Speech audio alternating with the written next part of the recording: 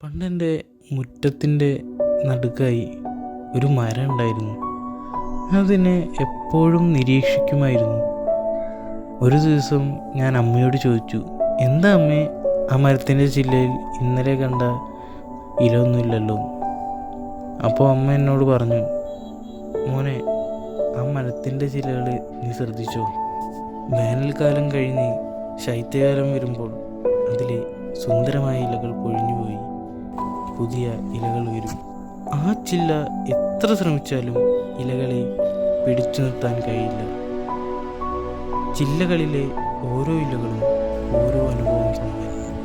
പക്ഷേ ഒരു നാൾ ആ ഇലകൾക്ക് പൊഴിഞ്ഞേ കഴിയും.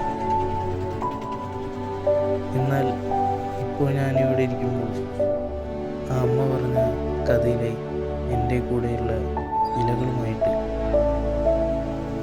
നാളെ അതും പൊഴിയും തളിർക്കും. ഒന്നും അനശ്വരമല്ല. സൂര്യൻ ഉദിക്കുകയും അസ്തമിക്കുകയും ചെയ്യും. മഴ പെയ്യുകയും തോരുകയും ചെയ്യും.